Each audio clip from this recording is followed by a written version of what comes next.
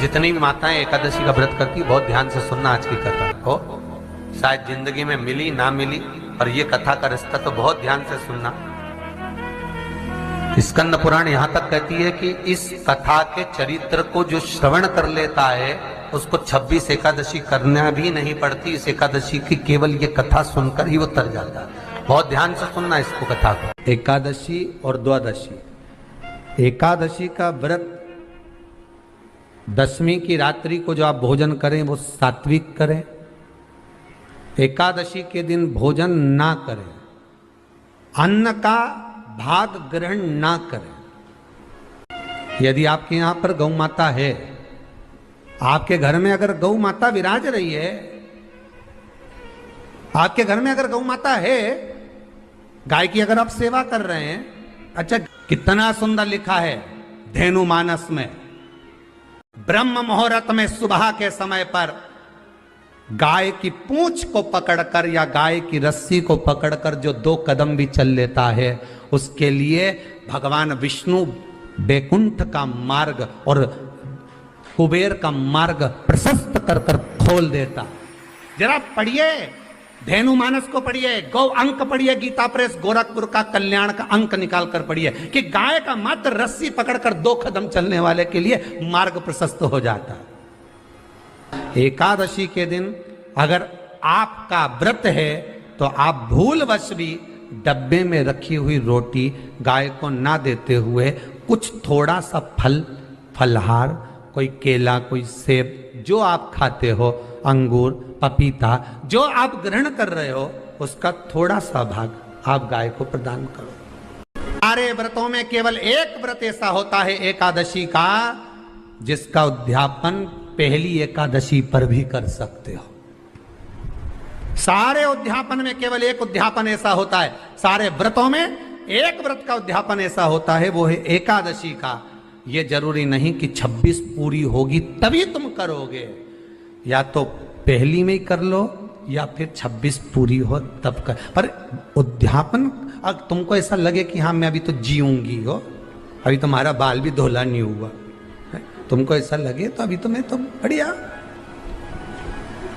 तो फिर भले मत करो। पर एकादशी का नियम कह रहा है, एकादशी का यहाँ 18 नियम में से एक नियम कह रहा है कि एकादशी का उद्यापन पहली एकादशी पर भी हो सकता है।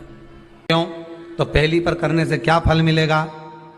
तो एकादशी की नियमावली कहती है, अगर मान लो आपने पहली एकादशी पर भी उद्यापन कर लिया, इसके बाद में जितनी एकादशी करोगे वो सारी तुम्हारे खाते में जुड़ती जाएगी। मतलब बैंक में खाता खोल लो, ठीक है? खाता खोल लिया, अब जितना कमाता जाओगा उसमें डालते जाओ, जितनी कमाई करके लाओगे उसमें जमा करते जाओ। एकादशी एक बार उद्यापन पहले में भी हो गया तो बाकी का पुण्य तुम्हारे खाते में आ जाएगा। एकादशी का उद्यापन बड़े महीने में माघ शुक्ल एकादशी के दिन, माघ का महीना हो, शुक्ल पक्ष की, जम के बोलिए, एकादशी हो, प्रयास करना कि आप उद्यापन करें। भले 5, 10, 11, 12 जितनी एकादशी हो जाए, 26 हो जाए तो ज़्यादा अच्छी है, नहीं तो आप करें तो माघ महीने की शुक्ल पक्ष की एकादशी के दिन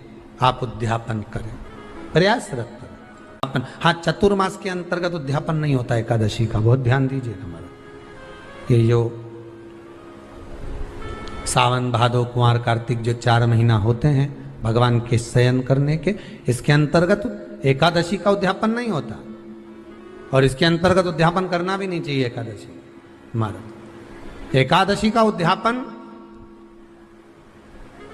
माघ महीने की शुक्ल पक्ष की एकादशी के दिन आप बहुत प्रेम से आनंद के साथ करिए महाराज।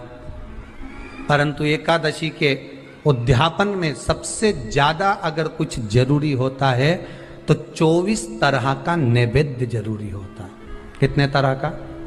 24 तरह का नैवेद्य। अब आप कहोगे गुरुजी उद्यापन हम कर रहे हैं एकादशी का, तो उसमें तो फलहार का हमें नैवेद्य बनाना चाहिए। तो फिर ये पुराण के अंतर्गत स्कंद पुराण में ये चीज लिखी है कि एकादशी का जब उद्यापन करते हैं तो 24 तरह का नैवेद्य बनाकर सिद्ध करते हैं। 24 तरह का नैवेद्य जान रख लेना, का हलवा बना लो, खीर बना लो, पूड़ी बना लो, सब्जी बना लो, पकौड़ा बना लो, भजिया बना लो, ऐसे 24 तरह का नैवेद्य अलग अलग चाहिए। पर लोग क्या करते हैं, खोपरा पाक बनवा लेते हैं 1-2 किलो और 24 जगह रख देते हैं। स्वीकृत नहीं है। एकादशी के दिन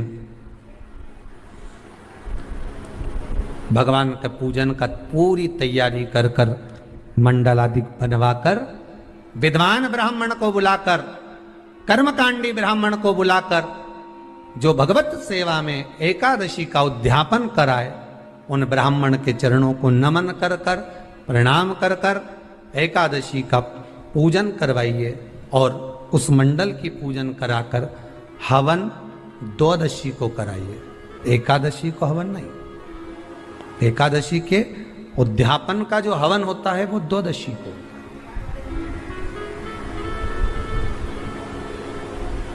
एकादशी का उद्यापन द्वादशी को बड़े प्रेम से आप खूब आनंद से हवन पूजन कराओ। पूजन कराने के बाद, हवन कराने के बाद 26 जोड़े ब्राह्मण ब्राह्मणी के बुलाकर भोजन कराकर उनको भाव से जो आप समर्पित कर सकते हो, जितनी आपकी सामर्थ्यता हो, उस सामर्थ्यता के अनुसार आप दान धर्म पुण्य करो, आप उन्हें प्रदान करो। और बन सके तो एकादशी की रात्रि को भी जागरण करें और द्वादशी के दिन जिस दिन हवन करें उसकी भी रात्रि को कुछ जागरण करें। जागरण का मतलब पहले भी कथा में कहा, प्रदोष की कथा में वर्णन किया था। हम ये नहीं कहते कि तुम पूरी रात जगो, हमारा तो निवेदन है 15 मिनट का करो, आधे घंटे का करो, 20 मिनट का करो, पर रात्रि के समय थोड़ी देर अगर एकादशी का उद्यापन कर रहे हो तो जागरण थोड़ी सी देर अवश्य करें।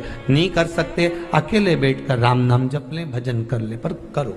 कि नारी के मुख से अगर एक बार निकल जाए कि मेरी जिंदगी तुमसे विवाह कर कर बेकार हो गई, उस समय नारी का साथित्व समाप्त हो जाता है। इसलिए माताओं आपसे निवेदन है, जिंदगी में सारी लड़ाई लड़ना, सब कुछ बोलना, पर अपने पति से यह मत कहना कि तुमसे विवाह कर कर मेरी जिंदगी बेकार हो गई, क्योंकि विवाह तुमने किया है पर भाग्य उसने लिखा है।